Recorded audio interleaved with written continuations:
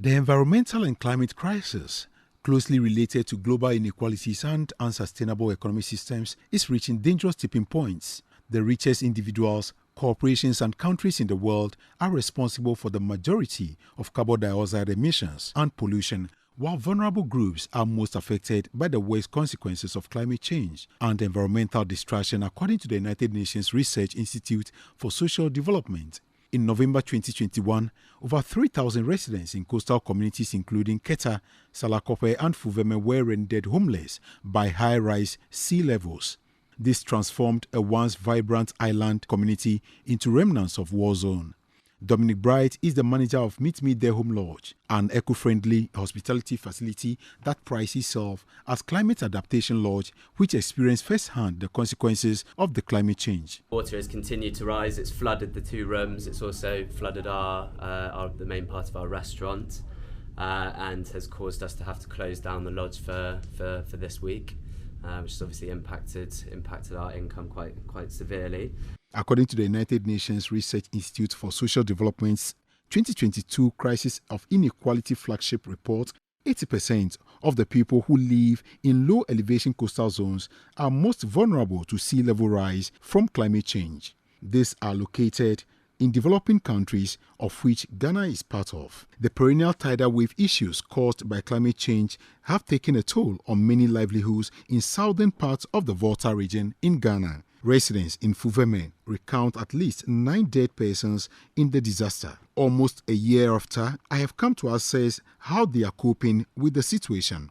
The village has now abandoned its second settlement to a higher ground, with residents living in temporary structures. The Fuveme Basic School infrastructure that guaranteed the rights to education of about 150 pupils collapsed. The government, through the local assembly, has erected a new edifice that is the only accessible basic need in the community outside water. Freeman has lived on this island for over 30 years. He has witnessed how fast the sea has caught up with them anytime they relocate to a higher ground.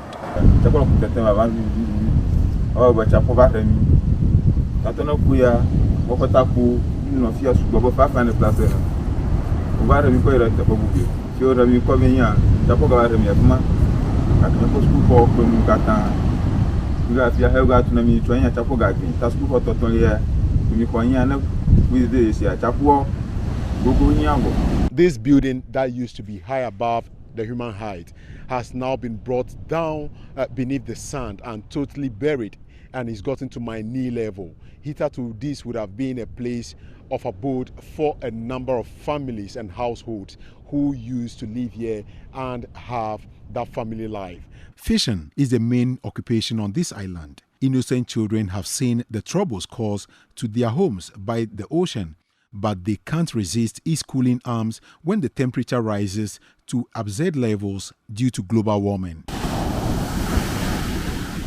The assembly member for the area, Ralph Lagbanavo, speaks on behalf of the people during policy formulation and implementation meetings. You can go around the community, comb it, you will see that people are living in temporary structures. Why temporary structures? Because we are afraid of putting in any decent accommodation where the sea will come for it again. And if you have the money that will be used into providing the decent accommodation is not forthcoming because we get our money from the sea. And here we are. So far as tidal wave have destroyed the whole environment or the whole community, it is very difficult for us to even go to the sea and get what we need. He called for urgent steps to be taken against climate change. This is the last land available for people to stay on. So should the unexpected happen again, where people will be staying, I cannot tell. Papstete is a local migrant who relocated about 80 kilometers to create jobs for the youth in this community. Strong tidal waves that's really eroded the whole community, that's really affected the community along the coastline, and it's really affected my business as well. So where we are now, as I'm speaking now, this is a second phase of Pasbish camp. First one was in the sea now. He has not been spared by the rising tide. Paps had a dream to turn the beach into a haven of leisure for exhausted minds who want to flee the fumes and pollutions in the city. He has a basket positioned to collect plastics, though very little is generated in his operations. He has a solar installation to serve his immediate power needs. He is worried about the waste generated by factories and pollution in the cities, some 200 kilometers to the village shores. The combination of multiple crises and the impact of COVID-19 on poverty, inequality and achievement of the Sustainable Development Goals have increased the urgency for political action.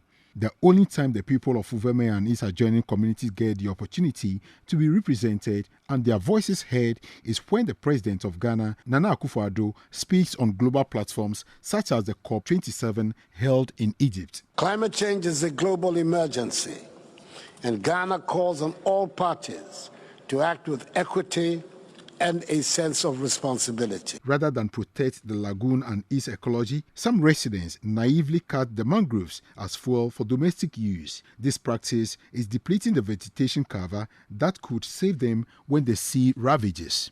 My name is Fred Duho reporting for Citi News.